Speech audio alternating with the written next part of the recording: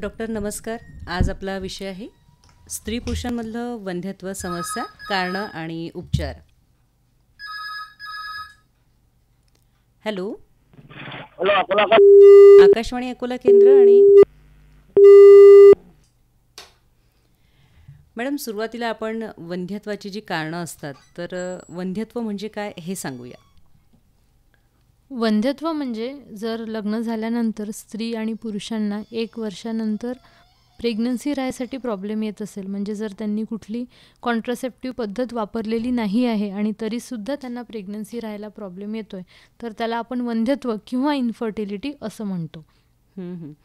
कारणं काय सांगू आपण? स्त्रियांमधली आणि पुरुषांमधली कारणं वेगळी वेगळी असतील, तर सुरुवातीला आपण स्त्रियांमध्ये काय कारणं असतात वंध्यत्वाची ती सांगूया. आपल्याला एक कॉल येतोय. हॅलो, आकाशवाणी अकोला केंद्र आणि हॅलो डॉक्टर हा फोन इन कार्यक्रम. मॅडम. हा, बोला. मला थोडा वाताचा त्रास होता, हम्म. त्याच्यासाठी थोडी माहिती पाहिजे. आज आपला विषय आहे स्त्री आणि पुरुषांमधलं वंध्यत्व, कारणं आणि समस्या, कारणं आणि उपचार. तर त्यासंबंधी तुम्हाला काय प्रश्न विचारायचा आहे का? कशाचं मॅडम? स्त्री आणि पुरुषांमध्ये बाळ न होण्याची जी समस्या असते, तर तो आजचा विषय आहे. तर त्या संदर्भात कोणी असेल की ज्यांना ही समस्या आहे तुमच्या आसपास, तर त्याविषयीचा प्रश्न विचारा. अंधत्वाचं काय? हां, आता माझ्या आईला आहे मॅडम अंधत्व. अंधत्व नाही, वंध्यत्व म्हणजे बाळ ज्यांना होत नाही. नाही तसं वगैरे काही नाही आहे मॅडम. हां, आपण वंध्यत्व म्हणजे काय ते जाणून घेतो आहोत आणि कारणं काय आहेत वंध्यत्वाची, तर ती पाहतो आहोत. तर त्याविषयी तुम्हाला माहिती सांगतायत मॅडम. अच्छा. तर वंध्यत्वाचं आपण बघत होतो की कारणं काय असतात. तर आपण मोस्टली असं म्हणतो की स्त्रिया जे आहे हे 33% त्याच्यासाठी रिस्पॉन्सिबल असतात. मेल जे आहे ते 33% आणि दोघंही किंवा अनएक्सप्लेन कॅटेगरी हा 33%. म्हणजे जर साध्या भाषेत सांगायचं गेलं तर स्त्री आणि पुरुष दोघंही रिस्पॉन्सिबल आहे. असं नाही आहे की फक्त स्त्रियांना ह्याच्यामुळे प्रॉब्लेम असतो किंवा हा एक कम्प्लिटली मेलचा प्रॉब्लेम आहे. कारण जेव्हा एक गर्भ बनतो तेव्हा 50% कॉन्ट्रीब्युशन हे पुरुषांकडनं आणि 50% कॉन्ट्रीब्युशन हे स्त्रियांकडनं असतं. त्याच्यामुळे जर आपण कारणं बघायला गेले तर स्त्रियांमध्ये बरेच कारणं असतात की प्रेग्नन्सी राहायला प्रॉब्लेम राहू शकतो. जसे की कधीकधी स्त्रियांमध्ये बीज बनायच्या प्रक्रियेला प्रॉब्लेम असतो. कुठल्या स्त्रियांना बीज बनत नाहीत. त्यांच्या कधी गर्भनलिका बंद असतात किंवा एक सुरू असते एक बंद असते. कधी पेल्विक इन्फ्लॅमेटरी डिसीज असतो, म्हणजे पेल्विसमध्ये इन्फेक्शन असतं. कधी कुणाला एंडोमेट्रिओसिस असतं. असे स्त्रियांमध्ये कारणं झाले. तसेच पुरुषांमध्येही काही कारणं असतात वंध्यत्वाचं. जसं की शुक्रजंतूंचं प्रमाण कमी आहे, शुक्रजंतूंची हालचाल कमी आहे, त्यांच्या मॉर्फॉलॉजीमध्ये काही प्रॉब्लेम आहे, किंवा दोन्हीमध्ये जे आपण कॉमन फॅक्टर असं म्हणू शकतो की त्यांचे लाईफस्टाईल चेंजेस झालं, स्ट्रेस झालं, अल्कोहोल ॲडिक्शन झालं. ह्या सगळ्या गोष्टींमुळे वंध्यत्व कारणीभूत असू शकतं. पुरुषांमधले काय कारणं सांगू आपण? जसं की आपण आता बघितलं, पुरुषांमध्येही बरेचसे कारणं असतात वंध्यत्वाशी संबंधित. असं सगळ्यात महत्त्वाची गोष्ट म्हणजे की स्पर्म फॅक्टर. स्पर्म हा रिस्पॉन्सिबल आहे गर्भ बनण्यासाठी. त्याच्यामुळे जर शुक्रजंतूंचं प्रमाण कमी असेल, शुक्रजंतूंची हालचाल कमी असेल, किंवा जर त्यांच्यामध्ये काही मॉर्फॉलॉजिकल डिफेक्ट असेल, तरीसुद्धा पुरुषांना वंध्यत्वाचा प्रॉब्लेम फेस करावा लागतो. कारणं ही जी आहेत आपण जाणून घेतलेली आहेत, पण लक्षणं आपल्याला काही सांगता येतील का? सुरुवातीला तुम्ही सांगितलं की वंध्यत्व म्हणजे काय आहे, तर वर्षभरामध्ये मूलबाळ जर झालं नाही तर आपण डॉक्टरांकडे जायला पाहिजे. पण सुरुवातीपासून काही कारणं आपल्याला अशी लक्षणं सांगता येतील का, की जेणेकरून थोडंसं लक्षात येईल?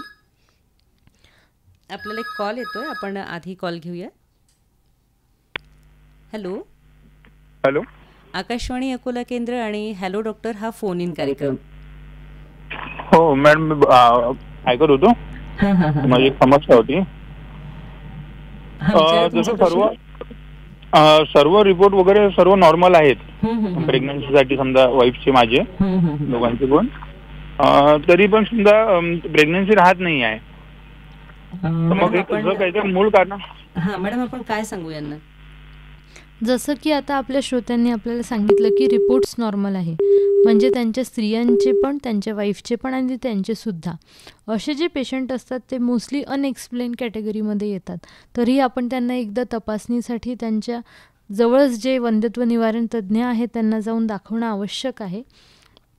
पण इन जनरल मी त्यांना एक सांगू इच्छिते की असेही बरेच कपल असतात की ज्यांच्यामध्ये जर आपण मेजर गोष्टी तपासून बघितल्या तर त्या सगळ्या नॉर्मल असतात. म्हणजे गर्भपिशवी झाली, बीजकोष झालं, गर्भनळ्या झालं, स्पर्मचा काउंट झाला, तरीही त्यांना जर कधी गर्भ राहायला प्रॉब्लेम असेल, अशा पेशंटला आपण अनएक्सप्लेन कॅटेगरीमध्ये फिक्स करतो. मला असं वाटतं यांना सविस्तर उत्तर मिळालेलं आहे, पण मध्येच फोन कट झाल्यामुळे आपण त्यांचं नाव जाणून घेऊ शकलेलो नाही. मॅडम, आपण बोलत होतो की लक्षणं आपण काय सांगू? बरोबर. लक्षणाबद्दल आपण जे बोलत होतो म्हणजे असे कुठले पेशंट आहे की ज्यांना पुढे जाऊन वंध्यत्वाचा प्रॉब्लेम फेस करावा लागू शकतो, म्हणजे जेणेकरून आपण आधीच अलर्ट असतो. तर अशा काही बाबी लक्षात घेण्यासारख्या म्हणजे जर कुणाला थायरॉईड वाढलेलं असेल किंवा कमी असेल किंवा प्रोलॅक्टिन नावाचा एक हार्मोन असतो, तर हे दोन्ही गोष्टी थायरॉईड, प्रोलॅक्टिन सोबत शुगरसुद्धा ह्या जर कुणाच्या कमी जास्त लेवलमध्ये असतील तर त्यांना वंध्यत्वाचा प्रॉब्लेम फेस करावा लागू शकतो. आणखी एक महत्त्वाची गोष्ट, जर कुठल्या स्त्रियाची पाळी अनियमित असेल, म्हणजे जर पाळी कुणाची नियमित येत असेल, एक आपण म्हणतो की 28-30 दिवसाला पाळी येत असेल, तर मोस्ट ऑफ द टाईम त्यांच्यामध्ये बीज बनतं. म्हणजे एक 80 to 90% तरी असं बघितलं जातं. पण जर अशा काही फिमेल असतील की ज्यांना पाळी अनियमित आहे, म्हणजे त्यांची 1-1.5 महिने 2 महिने पाळी येतच नाही, अशा स्त्रियांना बीज बनण्यासाठी प्रॉब्लेम असू शकतो. तिसरी महत्त्वाची गोष्ट म्हणजे लठ्ठपणा. जर कोणाला ओबेसिटीचा प्रॉब्लेम असेल त्यांनासुद्धा हा प्रॉब्लेम फेस करावा लागू शकतो.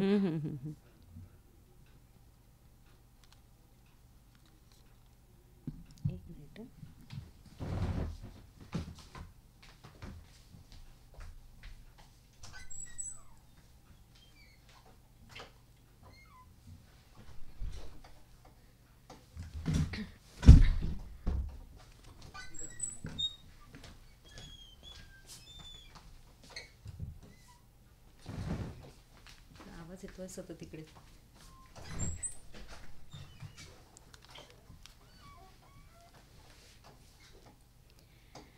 वंध्यत्वाची आपण कारणं आणि लक्षणं पण सांगितलीत. यावरती उपचार काय उपलब्ध आहे, आपण काय सांगू? जसं वंध्यत्वावर बरेच उपचार उपलब्ध असतात, नेमकं त्या कपलला काय कारण आहे, म्हणजे यांना कुठल्या गोष्टीमुळे वंध्यत्व आहे आणि प्रेग्नन्सी नाही राहत आहे, यावर निर्भरित असतं की त्यांना कुठली ट्रीटमेंट घेणं आवश्यक आहे.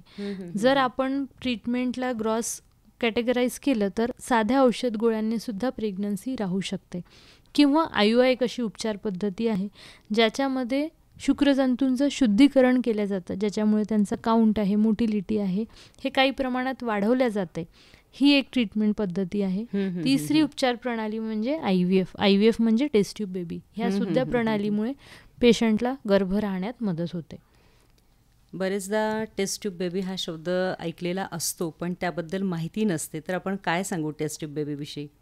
बरोबर. टेस्ट ट्यूब बेबी आणि IVF ह्या दोन्ही गोष्टी एकच आहे, म्हणजे इन विट्रो फर्टिलायझेशन. ज्या कपलला गर्भ राहायला प्रॉब्लेम होतोय अशा कपलला काही औषधं, इंजेक्शनच्या मदतीने गर्भ जो आहे तो गर्भपिशवीच्या बाहेर वाढवला जातो. म्हणजे IVFच्या प्रक्रियेमध्ये असं असतं की जवळपास साधारण 10 ते 12 दिवस स्त्रियांना इंजेक्शन असतात. हे इंजेक्शन दिल्यानंतर त्यांचे स्त्रीबीजं वाढवल्या जातात आणि हे स्त्रीबीजं शरीराच्या बाहेर काढल्या जातात. त्याच वेळेला आपण पुरुषांना सुद्धा स्पर्म जे आहे ते लॅबॉरेटरीमध्ये द्यायला सांगतो. ह्या दोन्ही गोष्टींचा एक गर्भ बनवला जातो गर्भपिशवीच्या बाहेर, त्याच्यामुळे याला म्हणतात इन विट्रो. म्हणजे ही प्रक्रिया शरीराच्या बाहेर होत आहे आणि गर्भ 1-2 ते दिवस वाढला की आपण तो 3ऱ्या दिवशी किंवा 5व्या दिवशी परत गर्भपिशवीमध्ये ट्रान्सफर करतो. म्हणजे गर्भाचे जे पुढे वाढ आहे ती गर्भपिशवीमध्येच होणार आहे. फक्त सुरुवातीचे काही तास, सुरुवातीचे काही दिवस ही प्रक्रिया गर्भाच्या बाहेर होते. या प्रक्रियेबद्दल आपण आणखीन विस्तृत माहिती आपल्या श्रोत्यांना काय सांगू? IVF बद्दल बऱ्याचशा पेशंटला भीती असते की माझं IVF झालं म्हणजे आता माझी प्रेग्नन्सी ॲबनॉर्मल आहे का, माझ्या मनात अशी शंका आहे की मला 9 महिने बेड रेस्टच राहील का. तर घाबरून जायची आवश्यकता नाही. IVF ट्रीटमेंट ही आजकाल फार ॲडव्हान्स झालेली आहे, त्याच्यामुळे जशी नॅचरली प्रेग्नन्सी राहते तसंच IVFमध्ये सुद्धा काही वेळेला ऑब्व्हियसली आपल्याला विशेष काळजी घ्यावी लागते, पण खूप असं घाबरून जाण्याचं कारण नाही की IVF म्हणजे खूप काही मोठा असा बाऊ नाही आहे. जसं नैसर्गिकरित्या प्रेग्नन्सी राहते, ही आपण सायन्सच्या मदतीने प्रेग्नन्सी राहायला प्रॉब्लेम होतोय अशा कपलला हे ऑफर करतो. पण पुढे जी ट्रीटमेंट आहे ती नॉर्मलसारखीच सुद्धा असू शकते. वंध्यत्वाची ही जी आपण समस्या म्हणतो त्यासाठी टेस्ट ट्यूब बेबी ही एक चांगली उपचार प्रणाली आहे. पण यामध्ये सर्वात सुरुवातीला जेव्हा पेशंट डॉक्टरकडे जातो तर त्याला कुठल्या टेस्ट कराव्या लागतात? जेव्हा पेशंट फर्स्ट टाईम आमच्याकडे येतो तेव्हा सगळ्यात महत्त्वाची गोष्ट आहे हिस्ट्री टेकिंग. आणि याच्यासाठी हजबंड आणि वाईफ म्हणजे फिमेल आणि मेल ह्या दोघांनीही एकत्रित दवाखान्यात जाणं फार आवश्यक आहे. कारण पहिल्याच व्हिजिटला आमचं एम असतं की आम्ही दोन्ही गोष्टी इव्हॅल्युएट केल्या पाहिजे. कारण जसं मी तुम्हाला म्हटलं की एक 50% कॉन्ट्रीब्युशन मेलचं असणार आहे, 50% फिमेलचं असणार आहे. त्याच्यामुळे दोन्ही गोष्टी एकाच वेळेला तपासण्या करणं आवश्यक आहे. तर सगळ्यात आधी तर आपण त्यांना काही प्रश्न विचारतो ज्याच्यावरून आपल्याला लक्षात येतं की नेमकं ह्या कपलमध्ये वंध्यत्वाचं काय कारण आहे. एकदा आपलं हिस्ट्री टेकिंग झालं की मग येतो आपला इन्व्हेस्टिगेशन पार्ट, ज्याच्यामध्ये आपण स्त्रियांसाठी सोनोग्राफी करतो, ज्याच्यावरून आपल्याला लक्षात येतं की यांची बीजकोश झालं, गर्भपिशवी झालं व्यवस्थित आहे का. सोबत काही ब्लड टेस्ट केल्या जातात, जसं मी तुम्हाला मगाशी सांगितलं, थायरॉइड झालं, प्रोलॅक्टिन झालं, शुगर झालं. ह्या सगळ्या गोष्टी इन्फर्टिलिटीमध्ये फार महत्त्वाच्या आहे. त्याच्यामुळे ह्या पहिल्याच व्हिजिटला पडताळून पाहणं फार आवश्यकच असतं. सोबत पेशंटचं वजन व्यवस्थित आहे का, त्यांच्या हाईटला त्यांच्या वयांना अनुरूप असं त्यांचं वेट आहे का, नसेल तर आपण तो सुद्धा सल्ला त्यांना त्याच वेळेला देतो. हे झालं स्त्रियांच्या संदर्भात. पुरुषांच्या संदर्भात असं आहे की एक प्रॉपर आपण सिमेन ॲनालिसिस म्हणतो त्याला, ते आपण करणं आवश्यक आहे. जर पुरुषांमध्ये सिमेन ॲनालिसिसचा रिपोर्ट नॉर्मल असेल तर बहुतांश वेळी असं येतं की बाकी तपासण्या पुरुषांमध्ये करायची आवश्यकता नसते. जसं की फिमेलला बरेच फॅक्टर आहे जे आपल्याला इव्हॅल्युएट करावं लागतात, पण पुरुषांमध्ये जर आपण सिमेन ॲनालिसिस केलं आणि जर ते नॉर्मल असेल तर मोस्ट ऑफ द टाईम त्यांना जास्तच्या तपास लागत नाही. त्याच्यामुळे घाबरून जायची आवश्यकता नाही आहे. जे आधी एक मनात भीती होती की बाबा हे वंध्यत्व जे आहे ते नेहमी स्त्रियांमुळेच होतं, त्याच्यामुळे हे एक गोष्ट आपण आता मागे टाकायला पाहिजे आणि स्त्रियांनी सोबत पुरुषांनी सुद्धा वंध्यत्व निवारण तज्ज्ञांकडे जाऊन आपली ट्रीटमेंट घेणं सुरुवात करायला पाहिजे. निश्चितच हा जो गैरसमज आहे, हा हॅलो डॉक्टर हा फोन इन कार्यक्रम ऐकणारे जे श्रोते आहेत त्या सगळ्यांच्या लक्षात आलं असेल की वंध्यत्वासाठी किंवा बाळ होत नाही याच्यासाठी फक्त स्त्रीला जबाबदार धरल्या जाऊ शकत नाही. डॉक्टर हे सांगा की वंध्यत्वाची जी कारणं आहेत तर त्याच्यामध्ये अनुवंशिकता हे पण कारण आढळतं का? अनुवंशिकता म्हणजे जेनेटिक फॅक्टर असतं, पण मोस्ट ऑफ द टाईम कसं आहे की ह्या गोष्टी फॅमिलीमध्ये म्हणजे काही क्रोमोझोमल ॲबनॉर्मॅलिटी जर झाल्या, जर पुरुषांमध्ये असतील, फिमेलमध्ये असतील, म्हणजे आधीच्या पिढीला, तर असे काही स्पेसिफिक गोष्टी आहेत की ज्या ह्या गोष्टींना कारणीभूत असतात. पण आज अशा बऱ्याचशा टेक्निक निघालेल्या आहेत की प्रेग्नन्सी झाल्यावर पण आपल्याला त्या तपासून बघता येतात. म्हणजे जर बाळाला काही प्रॉब्लेम असेल तर आपल्याला वेळच्या वेळी तो निर्णय घेता येतो. किंवा IVFमध्ये पण एक नवीन उपचार प्रणाली आहे ज्याला आपण PGD म्हणतो. याच्याबद्दल मी सांगू इच्छिते कारण ही एक नवीन पद्धती आहे. PGD म्हणजे प्री इम्प्लांटेशन जेनेटिक डायग्नोसिस. म्हणजे आधी असं होतं की गर्भ राहिल्यावर आपल्याला समजायचं की बाळामध्ये प्रॉब्लेम आहे का. मग एक वेळ आहे, एक 3 महिन्यापर्यंत 5 महिन्यापर्यंत जर बाळाला काही प्रॉब्लेम नसला तर आपण गर्भधारणा ती मध्येच टर्मिनेट करू शकतो. पण ही एक स्टेप पुढे आहे, ही त्याचा ॲडव्हान्स स्टेप आहे.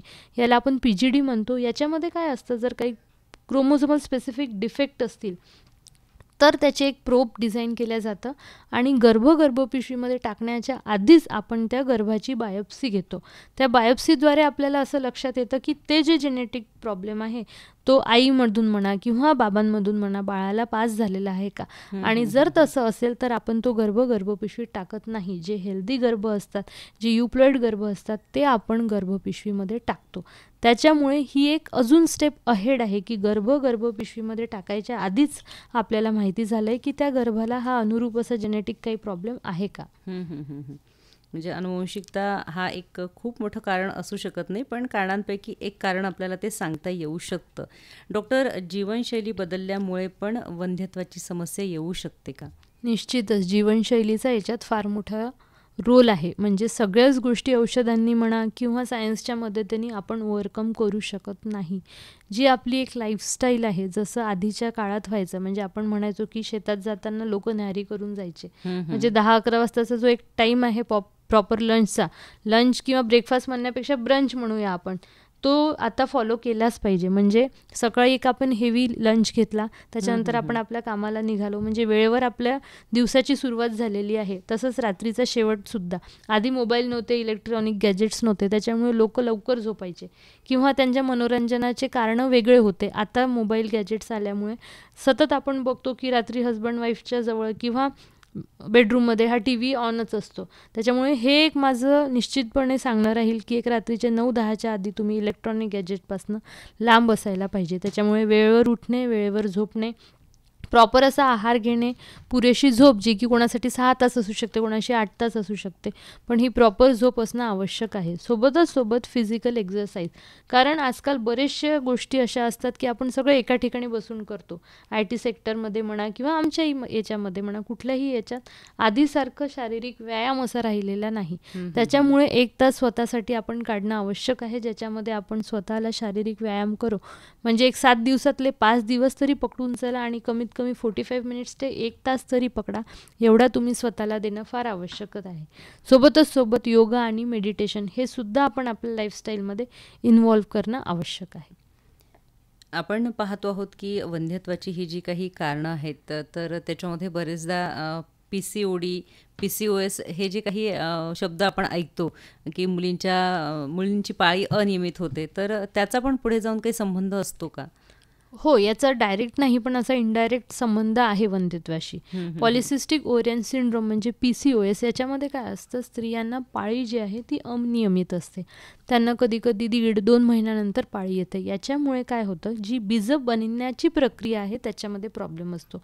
म्हणजे एक बीज जे वेळेवर बनायला पाहिजे, जे फुटायला पाहिजे, ही प्रक्रिया त्यांच्यामध्ये नॉर्मली होत नाही. त्याच्यामुळे ज्याला आपण म्हणतो अनओव्युलेशन, हा एक प्रॉब्लेम आहे. म्हणजे बीज वेळेवर न बनणे, बीज वेळेवर न फुटणे, याच्यामुळे गर्भधारणेला प्रॉब्लेम असतो. अशा स्त्रियांना आपण पहिले म्हणजे अर्ली डायग्नोसिस जर केलं तर ते आपल्याला मदत होते. म्हणजे त्यांच्या हिस्ट्रीनुसार पेशंटला, जसं मी सांगितलं, पाळी अनियमित असणं, त्यांना ओबेसिटी असणं, त्यांच्या शरीरावर अनावश्यक ठिकाणी केसांची वाढ होणं, म्हणजे ज्याला आपण हिर्सुटिझम म्हणतो, आणि जेव्हा ते आपल्या ओपीडीला येतात तेव्हा त्यांची एक जी बिल्ट आहे त्यावरून आपल्याला अंदाजा येतो. प्लस सोनोग्राफीसुद्धा याच्यामध्ये एक रोल प्ले करते. तर ह्या जर तपासण्या नियमितच वेळेवर झाल्या तर पुढचे आपण प्रॉब्लेम टाळू शकतो. कारणांमध्ये आपण अशी काही कारणं सांगू शकतो का की जी तुम्ही टाळू शकता, की वंध्यत्व त्यामुळे तुम्हाला टाळता येईल? निश्चितच. आधी असं राहायचं की रुटीन आपली जे एक लाईफस्टाईल आहे, असं समजा तुम्ही की नियमित व्यायाम करणं, जेवण घेणं, जसं आपण आधी सांगितलं, ह्या सगळ्या गोष्टी नियमित व्हायच्या. तर आपण आता हे आधी फॉलो करायला पाहिजे. आणि याच्यामध्ये अशा काय गोष्टी आहे की आपण टाळू शकतो, म्हणजे जे आपण प्रिव्हेंटिव्ह मेजर म्हणू. हे सगळे आपले लाईफस्टाईल चेंजेस झालेच, प्लस याच्यात वयाचं पण फार मोठं योगदान आहे. जर आपण वेळोवेळी किंवा एक प्रॉपर एज जे आपण म्हणतो 20मध्ये म्हणा किंवा अर्ली 30मध्ये म्हणा, जर स्त्रियांनी प्रेग्नन्सी प्लॅन केली तर हा प्रॉब्लेम टाळू शकतो. कारण आता बरंच असं होतं की आपल्या प्रोफेशनल लाईफ म्हणा की प्रेग्नन्सीचं वय जे आहे ते हळूहळू वाढत चाललं आहे. त्याच्यामुळे काय होतं, स्त्रीबीजांची संख्या जी आहे आणि क्वांटिटी आणि क्वालिटी ह्या दोन्ही गोष्टी हळूहळू ज्या आहे ते वयोमानानुसार कमी होत जातात. त्याच्यामुळे गर्भ जे आहे ते चांगल्या क्वालिटीचे नाही किंवा पुअर क्वालिटीचे एम्ब्रिओ जे आम्ही म्हणतो ते असं आम्हाला लक्षात येतं की जसं जसं स्त्रीचं वय वाढत चाललेलं आहे तसं या गर्भाची क्वालिटी खराब होत चाललेली आहे. त्याच्यामुळे जर फिमेलनी प्रॉपर एजमध्येच जर प्लॅनिंग केलं प्रेग्नन्सीसाठी तर हा धोकासुद्धा आपण टाळू शकतो. सोबत तपासण्या झाल्या, थायरॉईड, प्रोलॅक्टिन झालं, वजन नियमित ठेवणं झालं, म्हणजे जे काही आपले कॉजेस आहे त्या गोष्टीवर जर आपण आधीच प्लॅनिंग केलं, म्हणजे जर आपण त्याच्यावर आधीच प्रिव्हेन्शन केलं तर ह्या गोष्टी निश्चितपणे आपण आपण टाळू शकतो. तसंच पुरुषांमध्ये सुद्धा आहे. जसं आपण हे फिमेलबद्दल बोललो, जर कुठल्या कपलला असं असेल की नाही आम्ही 4 वर्षानंतर प्रेग्नन्सी प्लॅन करणार आहे, आम्ही 5 वर्षानंतर प्रेग्नन्सी प्लॅन करणार आहे, तर त्यांनी त्यांच्या वंध्यत्व निवारण तज्ज्ञांकडे जाऊन स्पेसिफिक काही तपास असतात. जसं पुरुषांमध्ये शुक्रजंतूंचे तपास झाले, स्त्रियांमध्ये सोनोग्राफी झाले, काही रक्ताचे तपास झाले. ह्या जर गोष्टी आपण आधीच तपासून बघितल्या तर आपल्याला लक्षात येतं की कुठले कपल असे आहे की ज्यांच्यामध्ये प्रेग्नन्सी राहायला प्रॉब्लेम जाईल. मग त्यांना आपण आधीच म्हणजे सतर्क केलं वेळेवरच की तुम्हाला प्रॉब्लेम जाऊ शकतो, तुम्ही वेळेवर ट्रीटमेंट घेणं आवश्यक आहे. तर त्या हिशोबाने ते लोकंसुद्धा सतर्क राहतात. निश्चितच म्हणजे पहिला आणि मोफत उपचार आपण हा जो सांगू शकतो की वेळेत लग्न आणि वेळेत प्रसूती जर होणार असेल तर वंध्यत्वावरती तो एक फार मोठा उपचार आहे. आपण ही जी सगळी उपचार प्रणाली सांगतो आहोत तर कोणत्या कालावधीमध्ये वंध्यत्वासाठी आपण डॉक्टरांकडे गेलं पाहिजे? नॅचरली असं असतं की जर 1 वर्ष फिमेल आणि मेल एकत्र राहत आहेत आणि तरीही त्यांना प्रेग्नन्सी नाही राहत आहे, म्हणजे जर ते कुठले कॉन्ट्रासेप्शन मेथड नाही वापरत आहे, त्यांचा नियमित संबंध सुरू आहे आणि त्यांना प्रेग्नन्सी नाही राहत आहे, तर आपण असं म्हणतो की यांना वंध्यत्व म्हणजे इन्फर्टिलिटीचा प्रॉब्लेम आहे. पण जर स्त्रियांचं वय 35च्या वर असेल तर आपण 1 वर्ष वाट बघत नाही, आपण 6 महिन्यानंतरच त्यांना सांगतो की तुम्हाला ट्रीटमेंट किंवा ॲटलिस्ट इव्हॅल्युएशनची आवश्यकता आहे, नेमका काही प्रॉब्लेम आहे की कशामुळे गर्भ राहत नाही. तर हे असं वंध्यत्वाचा एक पिरियड आपण ठरवलेला आहे. उपचारांच्या बाबतीत आपण असं बघितलं आहे की बरेचदा हे जे जोडपं असतं यांच्या मनात अतिशय भीती असते की आपल्याला खूप टेस्ट करावे लागतील आणि खूप सगळा त्रास सहन करावा लागेल, वारंवार एवढ्या सगळ्या टेस्ट केल्याने पण आपल्याला काही इजा होईल. तर हे सगळे गैरसमज आपण कसे दूर करू? निश्चितच बऱ्याच पेशंटला असं प्रश्न असतो की मॅडम हे आता आम्ही ब्लड टेस्ट केल्या परत करायची आवश्यकता आहे का, किंवा जर ते कुठल्या 2-3 डॉक्टरांकडे गेले असतील, त्यांच्याकडे काही ब्लड टेस्ट असेल तर त्यांना असं वाटतं हे आपण परत करणं आवश्यकच आहे का, किंवा याच्यामध्ये प्रॉब्लेम असा असतो की आम्हाला परत इव्हॅल्युएशन म्हणजे पेशंटला परत OPDला बघणं आवश्यक आहे. कारण याच्यामध्ये कुठलीही आपण ट्रीटमेंट करत असो, ओव्युलेशन इंडक्शन असो, IUI असो, IVF असो, जे आम्ही ट्रीटमेंट देतोय याच्यामध्ये पेशंटला गुण येतोय की नाही, याच्यामध्ये आपल्याला डोस मॉडिफिकेशनची आवश्यकता आहे का, किंवा कुठलं ड्रग चेंज करण्याची आवश्यकता आहे का, याच्यासाठी पेशंटला नियमित आमच्याकडे यावं लागतं आणि ते येणं आवश्यक सुद्धा आहे. कारण जर आपण ट्रीटमेंट देऊन दिली आणि जर आपण पेशंटला 8-10 दिवस बघितलंच नाही, त्यांना त्याचा इफेक्ट होतोय की साईड इफेक्ट होतोय किंवा अजून काय प्रॉब्लेम येतोय हे आपल्याला लक्षात येत नाही. त्याच्यामुळे माझं असं म्हणणं आहे की जर तुम्ही ट्रीटमेंट घेत असाल तेव्हा तुम्ही पहिलेच मेंटली प्रिपेअर असणं आवश्यक आहे. स्ट्रेस घ्यायची आवश्यकता नाही निश्चितच, कारण स्ट्रेस घेतल्यामुळे काय होणार, आपल्या शरीरात तसे हार्मोन्स निगेटिव्ह सिक्रेट होत जाणार. हे जस्ट एक आपलं चेकअप आहे, एक व्हिजिट म्हणून आपण चाललोय आणि हे मॅडमला बघणं, सरांना बघणं आवश्यक आहे. त्याच्यामुळे हा नियमित तपासाला आपल्याला जावं लागणार आहे. हे जर पेशंटनी आधीच आपल्या डोक्यामध्ये फिक्स करून ठेवलं तर त्यांना याचा ट्रीटमेंटचा त्रास होत नाही. कारण पूर्ण ट्रीटमेंट हे अगदी पेशंट फ्रेंडली असते. आजकाल सगळ्या ट्रीटमेंट येऊन जाऊन आहे. कुठल्याच गोष्टीसाठी इव्हन IVFसाठी पण पेशंटला 24 तासाच्या जास्त आम्ही कधी ॲडमिट करून घेत नाही. त्याच्यामुळे ही भीती मनातून काढून टाका. हां, फ्रिक्वेंट व्हिजिट ऑब्व्हियसली आवश्यक आहे, त्याचं मी कारण तुम्हाला सांगितलं आणि त्याच्यासाठी जर आपण मेंटली प्रिपेअर राहिलो तर हे पेशंटसाठी सुद्धा आणि डॉक्टरसाठी सुद्धा एकदम हेल्दी ट्रीटमेंट होते. आपण टेस्ट ट्यूब बेबी ही पण जी प्रणाली सांगितली वंध्यत्वावरती उपचार पद्धती म्हणून, तर किती टक्के महिलांना हिचा उपयोग होतो? नॅचरली असं असतं की 1 वर्ष झालं की ऑलमोस्ट 80 to 90 कपल्सला प्रेग्नन्सी तसंच राहून जाते. काही कपल म्हणजे आपण एक 10 ते 15% कपल असं पकडूया ज्यांना खरंच ट्रीटमेंटची आवश्यकता आहे. त्यातल्याही बऱ्याचशा लोकांना IVF शिवाय सुद्धा प्रेग्नन्सी राहते. जसं मी तुम्हाला म्हटलं, साध्या औषध गोळ्या झाल्या, IUI झाल्या.